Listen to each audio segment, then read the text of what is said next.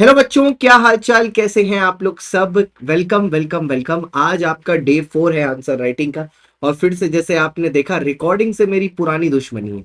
अभी जैसे देखो, मैंने शुरू किया, फिर से बिना माइक ऑन किए मैं बोलना शुरू कर दिया था। मतलब क्या बताऊं मैं। ठीक है।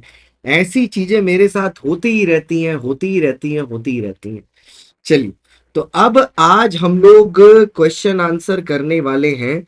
लास्ट हम लोग ने किया था 12वां क्वेश्चन। इससे आगे की कहानी आगे बढ़ाते हैं। आई होप आप लोग भी थोड़ा थोड़ा प्रैक्टिस करोगे। देखो सर, मैं एकदम फ्रैंक बात बता रहा हूँ, ऐसा कुछ भी नहीं है कि ये क्वेश्चंस हम लोगों ने ऐसे हैं जो पहले नहीं देखे हैं। आपने अगर क्वेश्चन बैंक पूरा का पूरा किया है, एमटीपी, आरटीपी, पीवाईक्यू सब कुछ क्वेश्चन बैंक में कवर्ड है। एक आरटीपी का पूरा मैराथन भी अभी मैंने अपलोड किया, वैसे ही एमटीपी का भी किया। उसमें सिर्फ नया वाला माल नहीं है, वो दिसंबर में आके मैं आपके साथ कर लूंगा। नया वाला माल मतलब, क्योंकि एमटीपी तो दोनों एक 26 तारीख तक जाके खत्म होगी, कल एमटीपी आने वाली है। तो कल के बाद मैं थोड़ा पर्सनल चीजों में ऑक्यूपाइड हो जाऊंगा, शादी है मेरी, तो उसमें थोड़ा रख जाऊंगा, तो वो मैं आके 26 वाला करा दूंगा। बाद बाकी तो सारा का सारा कंटेंट वहीं पर अवेलेबल है, मैंने उन दोनों मैराथन में वो जोड़ के करवा दिया है। ठीक है। अब आते हैं सर क्वेश्चन नंबर 13 में, आपके सामने सब कुछ बढ़िया से रिकॉर्ड हो रहा है, हर क्वेश्चन के बाद चेक कर लेंगे। आइए। Right Trading Limited is a company engaged in trading of automobile spare parts. During the current financial year 24-25, Mr. J, the CFO, retired due to bad health. Okay. तबीयत खराब है इनकी. The company appointed Mr. C as the new CFO. Okay. On verification of the financial statement and the statutory returns of the company, Mr. C advised that the board of Right Trading Limited to revise the financial statement for the year 21-22. अब मेरे को बताना है क्या ये हो सकता है कि नहीं। अगर आप देखो तो 2024-25 में हम लोग खड़े हैं। इससे पिछले 3 साल, तो एक हो गया 23-24, एक हो गया 22-23, और एक हो गया 21-22। तो क्या ये रिवीजन कर पाएंगे? The answer is yes. अब इसमें ना लॉ में सेक्शन 131 आएगा। ठीक है। और उसके बाद कंक्लूजन में आएगा कि ये कर पाएंगे। अब बात ये है, ये मैं नहीं लिखूंगा। क्यों नहीं लिखूंगा? क्योंकि इसके पहले जो मैंने क्वेश्चन आपको कराया है, which was yesterday, question number 10, इसमें जो पार्ट 2 और पार्ट 3 का साथ में मिला के कॉम्बो है ना, ये यही इसकी लॉ में आएगा। तो आप बोलोगे तो मैं देखो यहां पर ऐसे कॉपी किया मैंने, मैं इधर पीछे जाऊंगा और 30, लेकिन आप मत करिएगा, ये आप मत लिख दीजिएगा सेम एज इतना, क्योंकि आपको तो प्रैक्टिस करना है ना भाई। तो आपने यहां पर ये पेस्ट कर दिया मैंने, ये देखो, ये इसका प्रोविजन हो जाएगा। ठीक है। ये इसका प्रोविजन हो जाएगा और इसका सर लॉ आ जाएगा, कंक्लूजन आएगा। क्या कंक्लूजन में लिखेंगे सर? कंक्लूजन में लिखेंगे,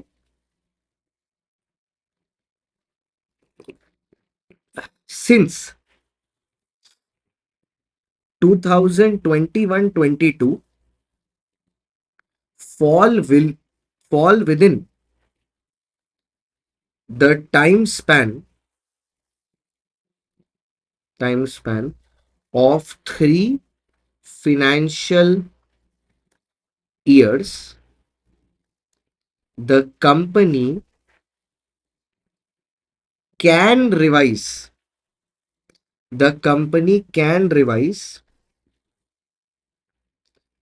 its, क्या रिवाइज करना चाहते हैं ये, can revise it's financial statements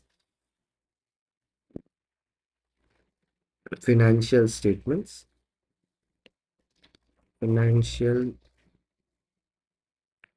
financial statements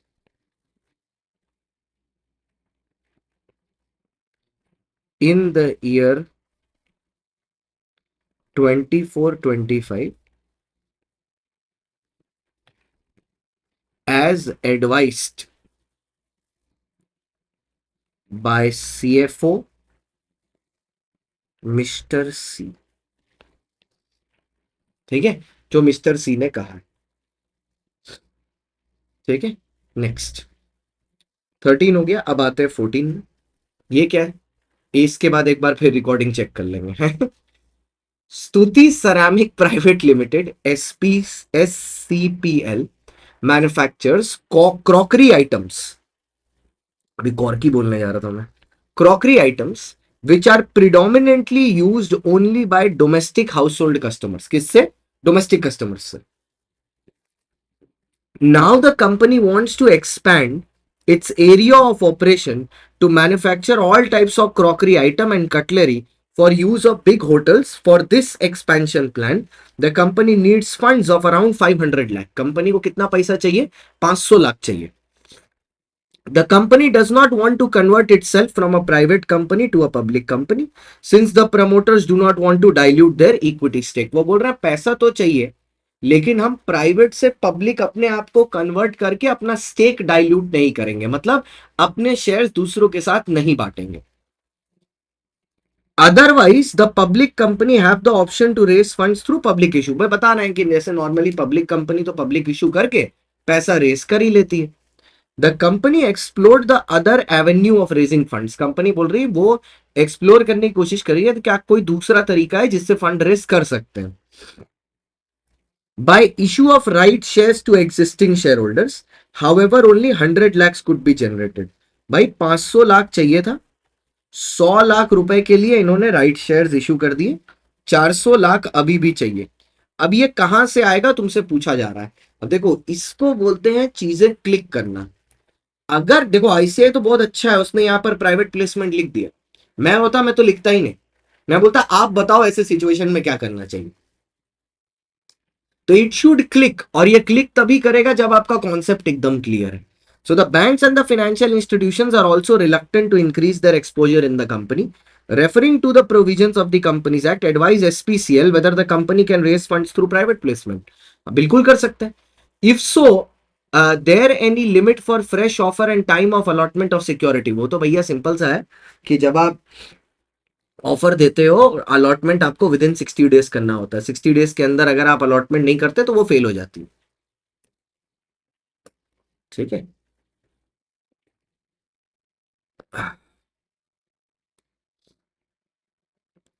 आ जाए, चलो।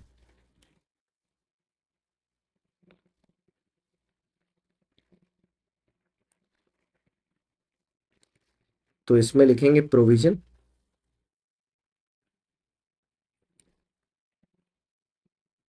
According to section 42 read with rule 14, rule 14, a company whether private और public can offer its securities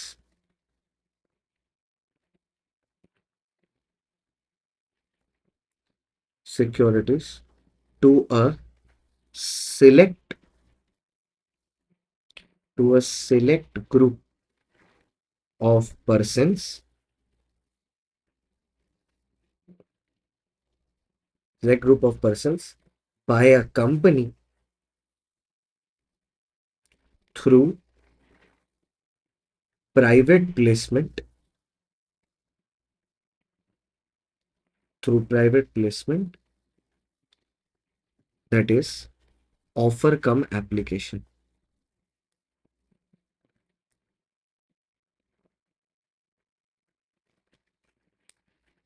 offer cum application.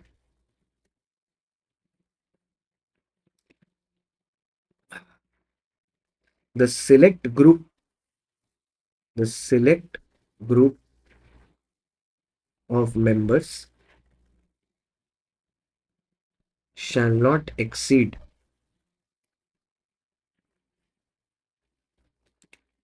200 persons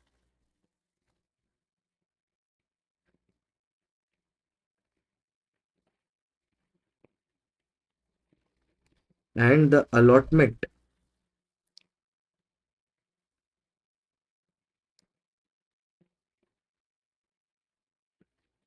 shall be made within 60 days. कितने दिन में allotment करनी है? 60 दिन के अंदर. The allotment shall be made with in 60 days from the receipt of application.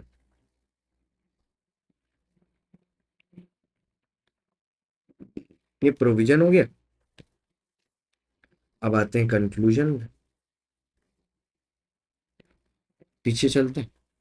If so are the, अच्छा यहाँ पहले पूछा कि क्या ये एससीपीएल कर सकता है, और दूसरा इफ सो लिमिट और फ्रेश. ठीक है, सबसे पहले एससीपीएल कैन रेस 400 lakhs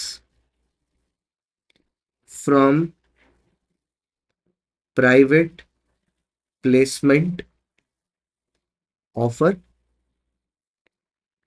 वो रेस कर सकते हैं from private placement offer, full stop. दूसरा सवाल पूछा whether the is there so limit on fresh offer.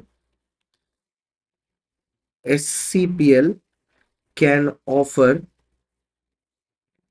Only 200% in a financial year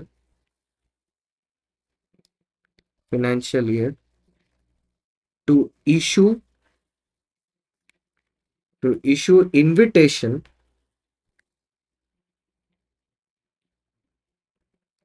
to subscribe to securities.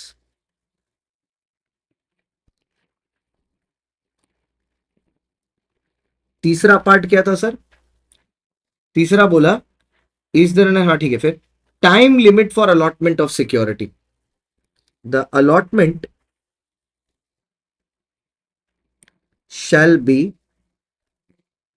made within 60 days.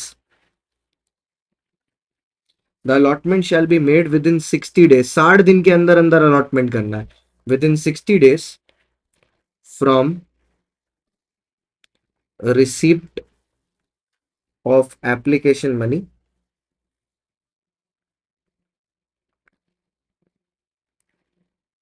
failing to which the entire amount shall be refunded in 15 days.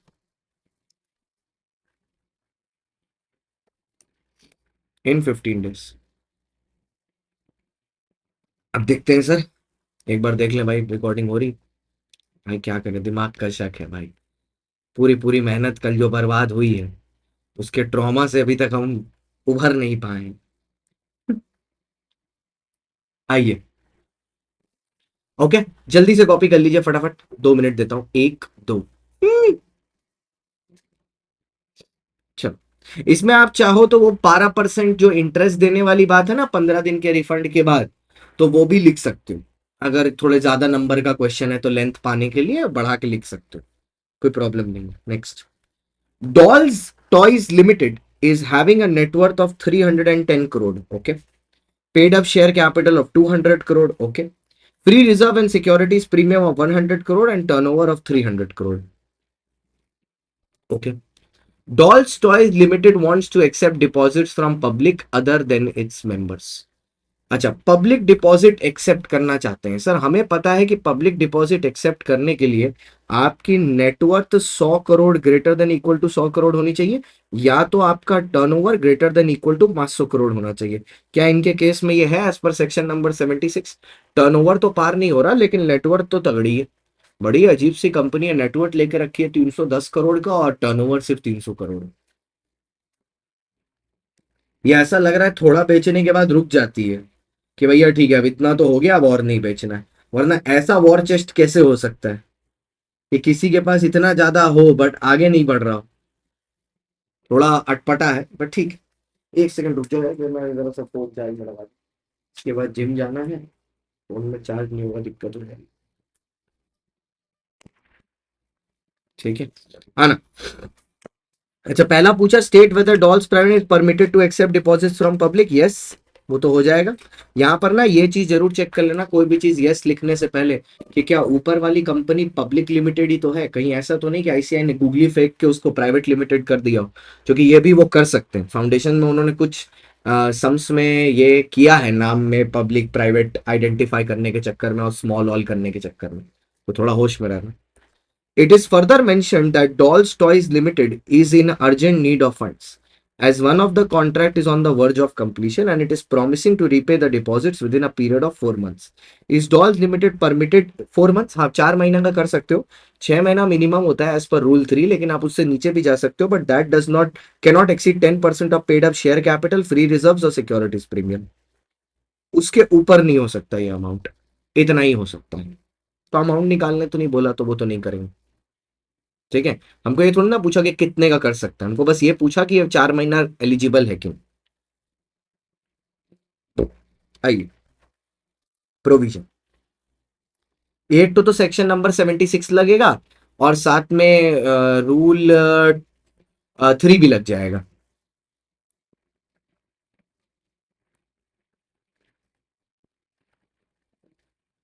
According to section 76 read with rule 3 of the Companies Act 2013,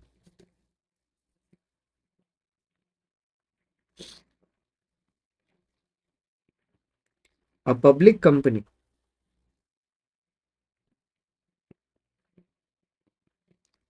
having net worth having net worth of not less than 100 crore or turnover of not less than 500 crore, which has obtained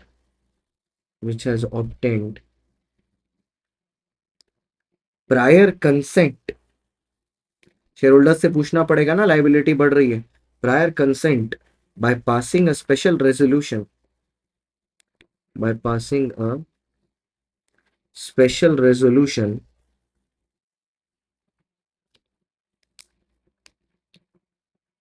and filed it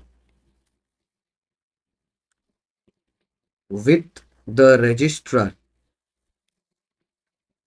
कि भैया registrar के पास submit कर दिया, with the registrar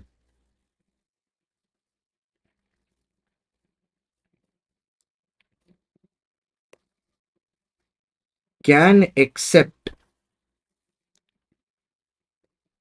public deposits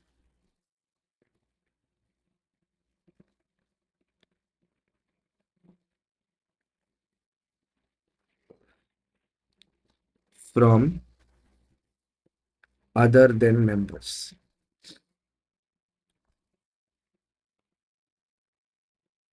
full stop. अब इसमें वो एक चीज आप और ऐड कर दो। Rule 3 states that deposits can be made for a period less than 6 months, not but not less than 3 months, not less than 3 months, not less than 3 months, up to 10% of paid up capital,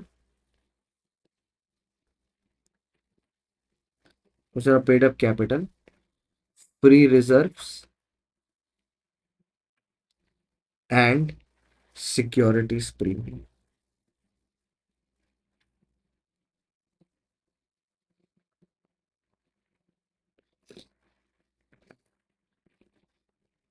हो गया? लिख लो भैया, लिख लो फटाफट।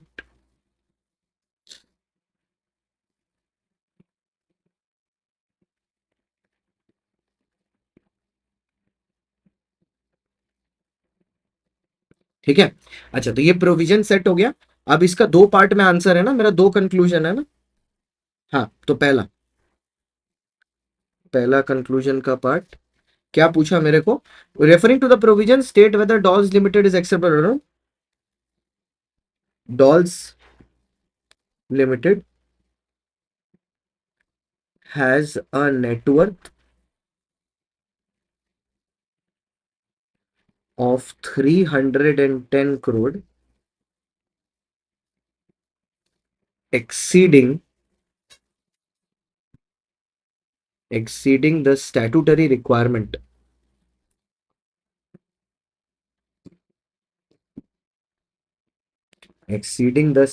requirement of 100 crore. Therefore, it can raise public deposits. Can raise public deposits. अब आया point number 2।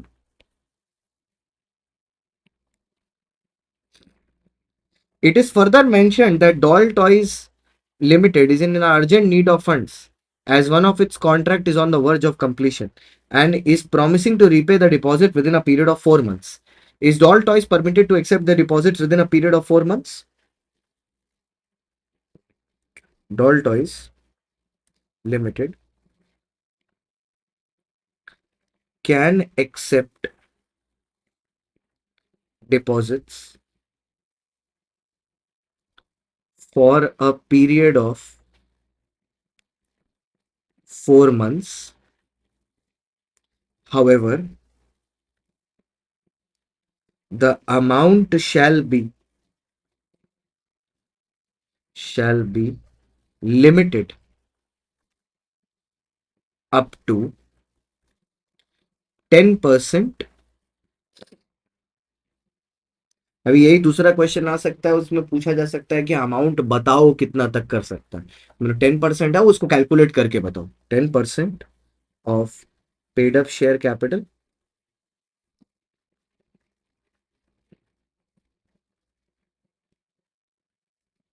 Comma free reserve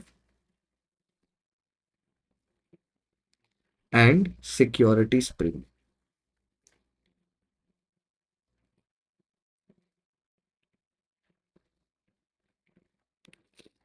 हो गया? आ जाओ। ये हो गया 15।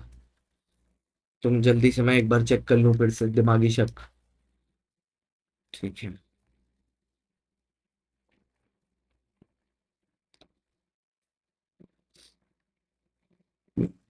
अच्छा क्वेश्चन था ये। मतलब ये 80 क्वेश्चंस जो है ना, ये 80 क्वेश्चन हर एक चीज को कवर करते हैं। मतलब जितने अपने कर रहे हैं उतने तो ठीक है, बाकी मैं आपको विद सॉल्यूशंस दे दूंगा। आप अगर इन सबको सॉल्व कर लो ना, जैसे मैं देख रहा था कि कुछ बच्चे हैं, जैसे कोई एक वॉइड नाम से है, एक भावना, एक एके नाम से है, जो ग्रुप में है। अब उन बच्चों ने पूरा पूरा क्वेश्चन बैंक खत्म कर दिया। अब अगर आप पूरा क्वेश्चन बैंक खत्म कर चुके हैं, उसके बाद आप ये क्वेश्चंस कर लें, तो आपका कॉन्फिडेंस नेक्स्ट लेवल पर चला जाएगा। You have practice the entire universe of ICA. पूरा यूनिवर्स आपने प्रैक्टिस कर लिया। Referring to the provisions of the General Clauses Act 1897, answer the following question. Whenever a new law is enacted by the government of India, what will be the date of it coming into force? Sir, जब भी एक नया कानून बनाया जाता है, ठीक है, अगर कोई स्पेसिफिक डेट ऑफ एनफोर्समेंट नहीं दिया हुआ, ठीक है, तो उस दिन माना जाता है जिस दिन उसको ऑफिशियल गजेट में डाला गया है। ठीक है, तो अगर कोई पर्टिकुलर डेट है तो जो डेट पर है उस दिन माना जाएगा। अगर डेट नहीं है तो फिर उस केस में जिस दिन उसको ऑफिशियल गजेट में, जिस दिन गजेट में डाला गया है, उस दिन से एप्लीकेबल है। तो whenever a new law is enacted to replace the existing law, अगर एक नया लॉ बनाया गया पुराने लॉ को रिप्लेस करने के लिए, and it replace repeals the old enactment, Describe the points which shall not have any effect on repeal of the old testament. Basically इसमें सेक्शन 6 आता है जो कि बात ये करता है कि सर प्रीवियस इनैक्टमेंट जो भी है उसका नेक्स्ट इनैक्टमेंट में कोई फर्क नहीं पड़ेगा। पुराने लॉज वगैरह में जो भी ऑब्लिगेशंस ड्यूटीज पेनल्टीज दी गई हैं वो रीओपन नहीं होंगी। जो केसेस ऑलरेडी डिसाइड किए हुए हैं, अगर कोई इंक्वायरी लिटिगेशन या इन्वेस्टिगेशन ऑलरेडी हो चुकी है तो वो उसको रिवाइव नहीं करेगा। कोई भी रेमेडी को रिमूव नहीं करेगा, कोई भी पनिशमेंट को रिवोक नहीं करेगा। आजो क्वेश्चन, ये सेक्शन नंबर 5 है। सेक्शन नंबर 6 ये एक तरह का डायरेक्ट क्वेश्चन है, this is not a case study.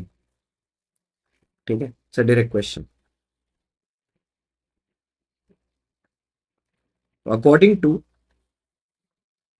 Section 5 of the general clauses act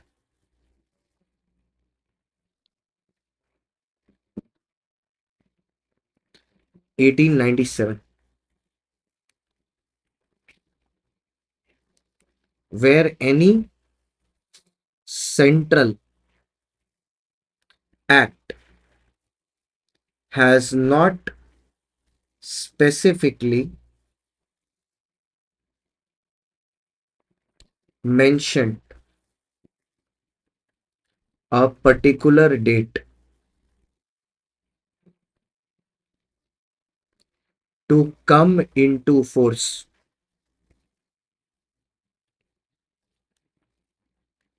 it shall be implemented. It shall be implemented on the day which it receives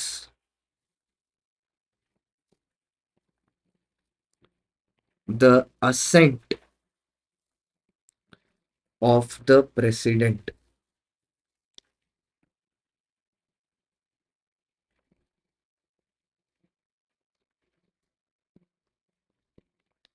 If any date is mentioned in the act, enforcement shall be from such date। मतलब अगर कुछ नहीं बोला तो जिस दिन president भाऊ ने साइन किया वही डेट हो जाएगा। अभी तो प्रेसिडेंट भाऊ नहीं है, भाऊ है मतलब लेडी जी हैं। ठीक है, तो जिस दिन उन्होंने साइन किया उस दिन ये एप्लीकेबल हो जाएगा। अगर कुछ दिया हुआ है तो जिस दिन ऑफिशियल गजेट में आया उस दिन। दूसरा केस, अरे अभी पेंसिल उड़ रही। According to section 6, according to section 6, where an enactment, where an enactment. अच्छा, इससे ना बच्चों के दिमाग में क्वेश्चन आ जाएगा, सर अगर चॉइस आई कि गजेट में आया है कि प्रेसिडेंट ने साइन किया है तो कौन सा सिलेक्ट करेंगे? प्रेसिडेंट ने साइन किया, क्योंकि आपके बुक पे भी वही सिलेक्ट किया हुआ है आईसीआई द्वारा। ठीक है, अगर कोई डिफरेंट डेट है तो जिस दिन गजेट में आने के बाद जो एनफोर्समेंट की डेट है उस दिन से होगा, वरना जिस दिन प्रेसिडेंट ने साइन किया। सेक्शन 5 यही बोलता है।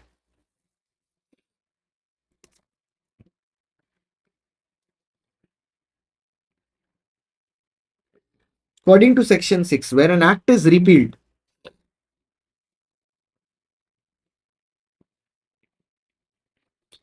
unless any other purpose is indicated, unless any other purpose is indicated, the repeal shall not, point number 1, revive anything not enforced or prevailed during the period at which repeal is affected, repeal is affected,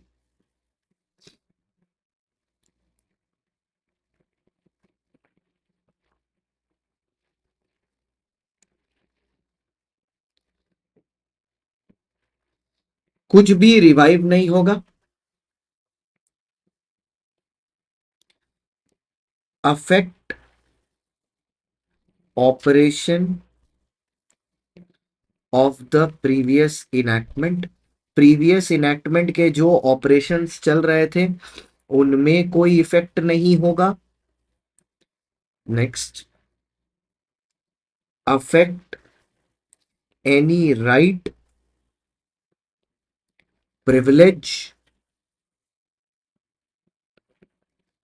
obligation acquired in previous enactment। लिख लो एक बार फटाफट। मतलब basically पुराना कुछ भी नहीं बदलेगा, ये कहना चाहते हैं हिंदी में। Right, privilege, obligation acquired in previous, ये क्या हो गया, acquired in previous enactment,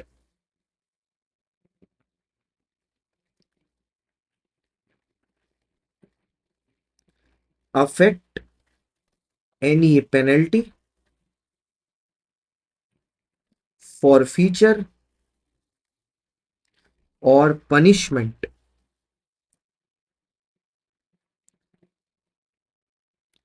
incurred in respect of any offenses।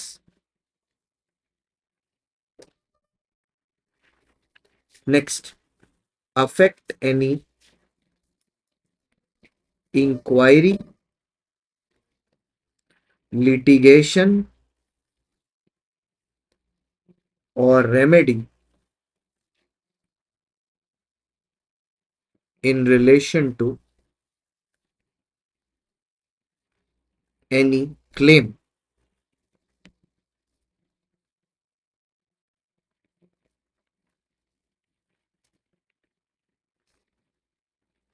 in relation to any claim,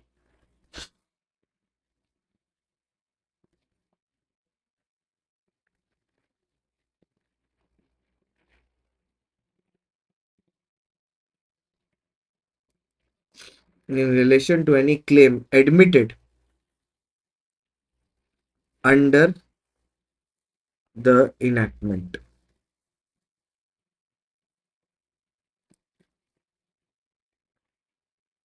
लिख लो फटाफट। कल बच्चे भी गजब हैं, एक मैसेज किए हैं 1 मिनट में सीधा कॉल कर देते हैं। इनको लगता है कि जब इनको मतलब ऐसा समझ लिए हैं कि हम टीचर नहीं पान वाले हैं, इसीलिए sometimes you should not be so easily available that people start taking it for granted. सीधे कॉल करेंगे, सर थोड़ी ना कुछ कर रहे होंगे, सर पढ़ाते उड़ाते थोड़ी ना है, सर तो खाली अन अकेडमी ने रखा हुआ है सर को खाली डाउट का जवाब देने के लिए। ओके, हो रहा है रिकॉर्ड।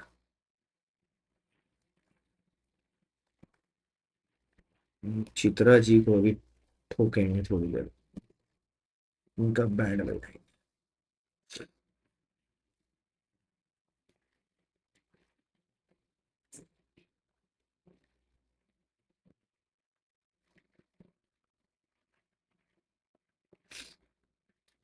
डन। आइए, question number 70। The paid up share capital of Star Furnishing Limited is 1 lakh divided into 10 lakh equity share of 10 each। 100 lakhs होना चाहिए, 100 lakhs, ठीक, 10 each, out of which Home Decor Limited is holding 6 lakh equity share and the remaining 4 lakh are held simultaneous by others। मतलब basically क्या है, एक company है उसमें दूसरी कंपनी 6 लाख शेयर होल्ड कर रही है, एक होल्डिंग हो गई, दूसरी सब्सिडरी हो गई। स्टार फर्निशिंग लिमिटेड सब्सिडरी है, होम डेकोर होल्डिंग है, home decor H for holding है, स्टार एस फॉर सब्सिडरी। ठीक है, Simultaneously, Star Furnishing Limited is holding 7% equity. Subsidiary holding shares in the holding company. ये मेरा favourite section है, section number 19। बच्चे दिल बना दिए होंगे ऑलरेडी कॉपी में, ठीक है। Star Furnishing Limited is holding 7% equity share, out of which 2% equity shares are held in capacity of legal representative, मतलब 7 में से 2। अब सुनो सर, जो भी लीगल रिप्रेजेंटेटिव या ट्रस्टी की कैपेसिटी में है उसके लिए आप वोटिंग राइट एक्सरसाइज कर सकते हैं, जो बाकी के लिए है उसके लिए नहीं कर सकते। क्या एक सब्सिडरी कंपनी होल्डिंग कंपनी में शेयर होल्ड कर सकती है? The answer is no. लेकिन 3 केस में कर सकती है, अगर before holding subsidiary relation comment करने के पहले था, या लीगल रिप्रेजेंटेटिव की कैपेसिटी में था, या अगर ट्रस्टी की कैपेसिटी में हम शेयर्स होल्ड कर रहे हैं। बोनस राइट इक्विटी सब मिलेगा, ठीक है, बोनस भी मिलेगा, राइट भी मिलेगा, लेकिन the voting right will not be present in case of other than legal representative and trustee. ठीक है, आइए, बहुत बढ़िया क्वेश्चन है, question number 17। Provision, provision, provision,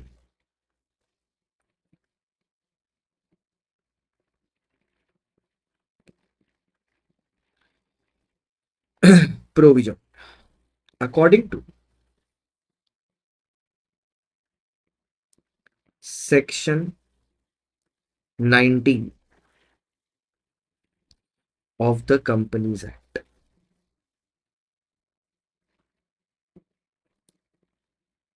2013।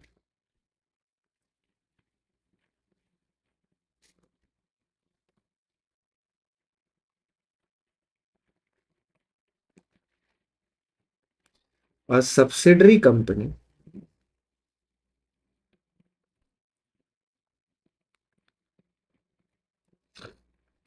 is not allowed to hold shares of its holding company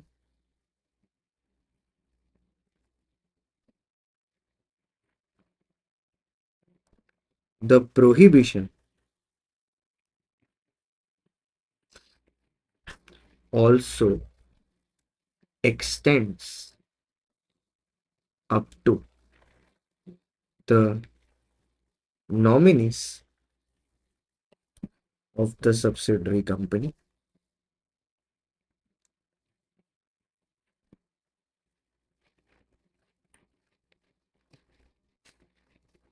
the prohibition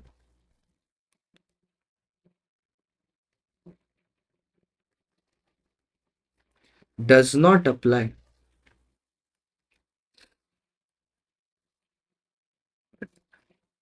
to the following cases। किन cases में sir? एलटीबी,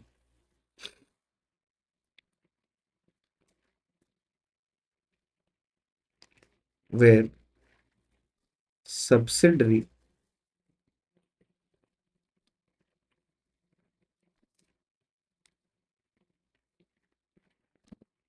holds shares in capacity of a legal representative,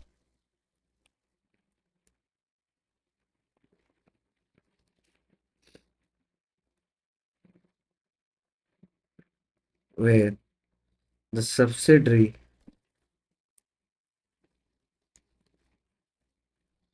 holds shares as a trustee,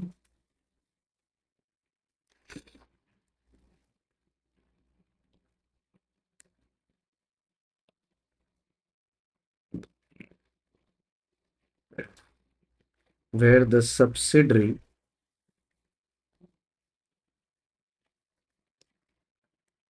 is a shareholder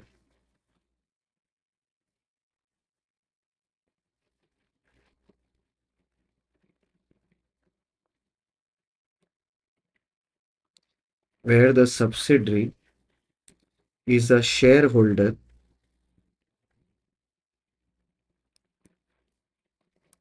even before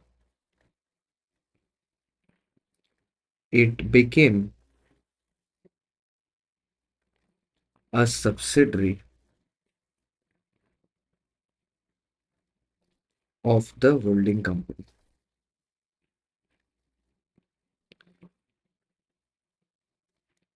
Of the holding company. ठीक है।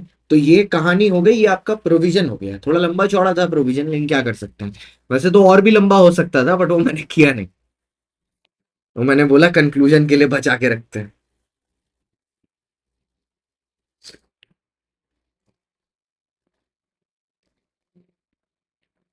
हाँ। तो अभी पहला part बोल रहा है, can star furnishing limited make further investment in equity share of home decor. Star furnishing limited being a subsidiary company, being a subsidiary company cannot further invest in shares of, क्या नाम है, home decor limited.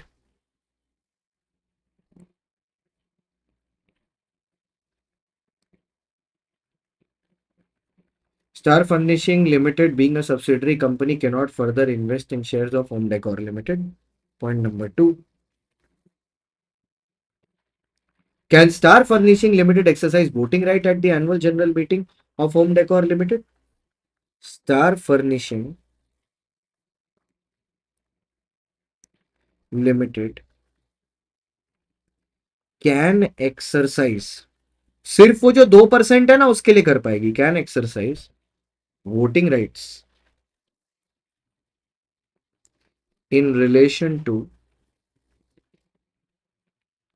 2% of the share capital held by Star Furnishing Limited can exercise voting rights in relation to 2% of the share capital held by them in capacity, क्या चीज की capacity में, in capacity of a legal representative,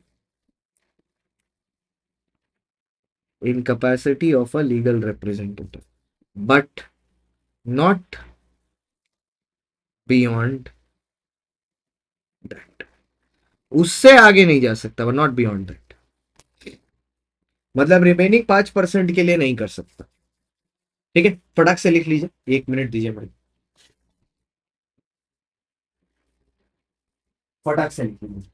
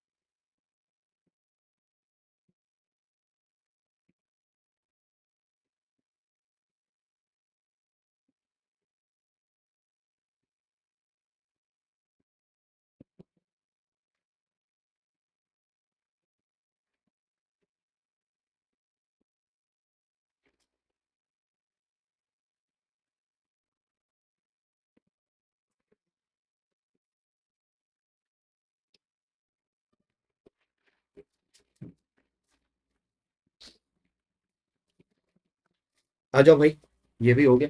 एक बार फिर से check कर लें। Sir कितने शक्की हुआ। भाई तुम नहीं पहचान सकते, तुम वो दर्द नहीं समझ रहे हो भाई।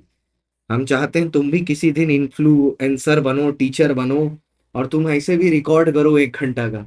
और जब तुमको दिखेगी तुम्हारी घंटे भर की मेहनत सिर्फ फालतू टेक की वजह से सब बर्बाद हो गई, एक नहीं 2 बार बैक टू बैक, उस दिन तुम्हारा दिल टूट जाएगा, तब तुम हमको याद करोगे। जितने लोगों को मेरा दर्द समझ में आया नीचे लिख देना कमेंट में, हाँ सर समझ गए दर्द। आइए अगला सवाल। XYZ Limited is a company having paid up share equity capital of 75 crore. Though it was performing well in the recent years, it suffered losses in the first and the second quarter of the financial year. Okay. ठीक है। In order to sustain its image, हाँ बाबा, the board of directors declared an interim dividend of 30%। मुंह से मूंगफली टूट नहीं रही। ठीक है। The following are the additional information of the past 5 years। ये पिछले 5 साल का डेटा है। ठीक है। हमको बताना इंटरनेट। अब देखो बेटा बात क्या है, आप लोगों को याद होगा जब हम लोग ने चैप्टर नंबर 8 पढ़ा था, उसमें 3 कंडीशन होती हैं, कंडीशन 1 2 3। लेकिन इंटरिम डिविडेंड के लिए वो तीनों कंडीशन एप्लीकेबल नहीं होती है, इंटरिम डिविडेंड के लिए सिर्फ कंडीशन नंबर 1 एप्लीकेबल होती है। अब बाकी सबके लिए एक बात और ध्यान से सुन लेना, और ये बात मैं बहुत बार बोल चुका हूँ लेकिन बच्चे हर बार मिस आउट कर जाते हैं। जब वो डिविडेंड वाला क्वेश्चन आता है, कंडीशन नंबर 1 सिर्फ तब एप्लीकेबल है अगर तीनों साल पास्ट में डिविडेंड दिया है और कंपनी को 3 साल इनकॉर्पोरेशन के हो गए हैं। अगर 3 साल हुए नहीं है, पहला ही साल है, या 2 साल हुए हैं, या पिछले 2 साल डिविडेंड दिया 1 साल नहीं दिया, तो ऐसा नहीं कि दो का एवरेज ले लेंगे, तब वो कंडीशन रेलेवेंट ही नहीं रहेगी। That condition will only B relevant अगर आपने 3 साल का डिविडेंड लिया है तो। जैसे इस केस में ये 30% देना चाहते हैं, बट ये 30% गलत है क्योंकि आपको पास्ट 3 ईयर्स देखना है। कभी कभी बच्चे क्या करते हैं, ऊपर से 3 साल ले लेते हैं, ये तो रूकी मिस्टेक है। 5% क्या मतलब, 3 साल कब, 3 प्रीवियस ईयर्स देखते हैं। तो अभी अगर मैं 23-24 चला रहा हूं तो इससे प्रीवियस होगा 1 2 3, तो ये 3 साल। तो 30%, 15% प्लस 15%, ये डिवाइड बाय 3, तो 45, 50, 60, 60 डिवाइड बाय 3, 20% से ज्यादा नहीं दे सकते, लेकिन यहां पर इन्होंने इंटरिम डिविडेंड 30 दिया है। तो क्या ये वैलिड है जो बोर्ड का डिसीजन है इंटरिम डिविडेंड 30% देने का? It is not valid. आ जाओ sir.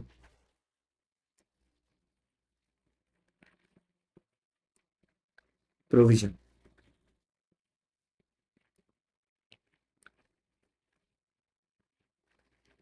According to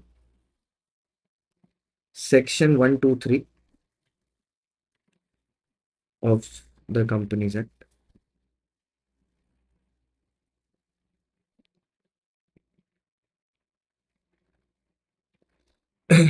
the board of directors of a company can declare can declare interim dividend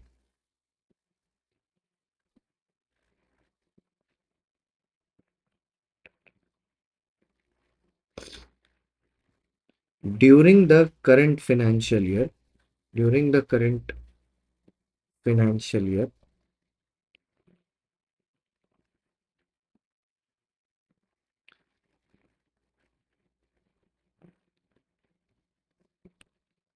out of balance in the reserves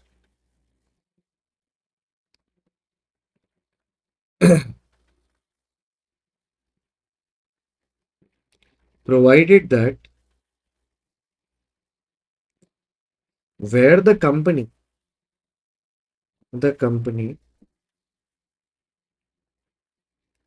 has incurred, ये ऐसी condition लगाई क्यों गई है, सो दैट कुछ ज्यादा जनरस ना हो जाए डिविडेंड देने में।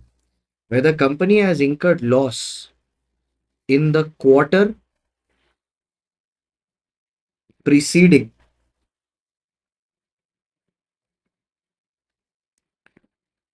the current period, the dividend percentage, the dividend declared shall not exceed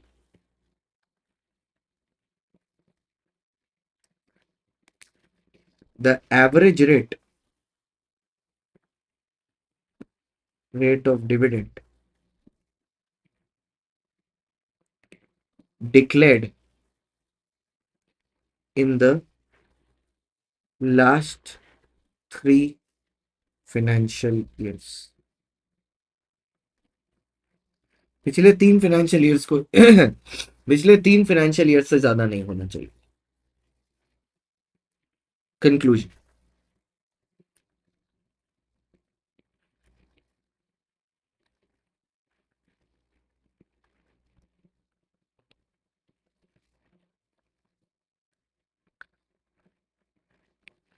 Accordingly, XYZ Limited has declared dividend of 20%, 15%, and 15% in the 3 previous years. Therefore, the average interim dividend shall not exceed कितना percent? 20%. एक बार दिखा भी देना. Therefore, the decision to declare 30% dividend is invalid. ये invalid. Clear है sir? फटाफट लिख लीजिए. अब सुनिएगा, कल 26 तारीख है, कल तो मेरा बर्थडे है. तो पता नहीं शाम को क्लास हो पाएगी कि नहीं. अगर टाइम मिलता है तो मैं रिकॉर्ड करके अपलोड कर दूंगा. कल सब फैमिली वालों को लंच पे लेके जाना है. सब रिश्तेदार भी आए हुए हैं, बहुत मोटा खर्चा हो गया.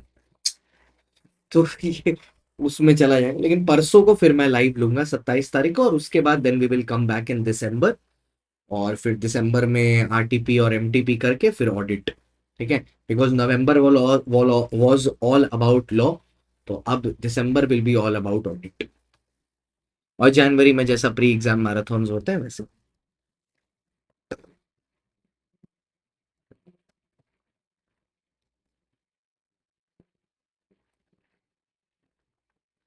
ठीक है, हुआ सर? आई होप आपने लिख लिया होगा. अब मैं इसको अपलोड करता हूँ.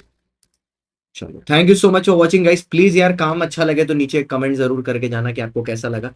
हर सिचुएशन के थ्रू हम लोग क्लासेस अपलोड करेंगे. ठीक है, चाहे कुछ भी चल रहा हो आपके लिए, हर सिचुएशन के थ्रू. अभी पता है मेरे को कितनी भसड़ मची हुई है जिंदगी में मेरे, लेकिन मैं फिर भी सब सब चीज आपको सेटिस्फाई करके रखूंगा. सारे रिविजन्स करा दिए, सारे फुल डे मैराथन्स करा दिए, 10 का दम करा दिया. You have enough questions which I have done live. ठीक है, and I am still doing, so that आप और ज्यादा प्रैक्टिस करो. संडेज को टेस्ट आपके होते रहेंगे. अगला टेस्ट आपका 30 तारीख के संडे को होगा. आई नो उस दिन मेरी शादी है, बट पेपर 2 बजे सबमिट जरूर हो जाएगा और 5 बजे आपको आंसर भी आ जाएगा. I will remember to do that, so don't worry.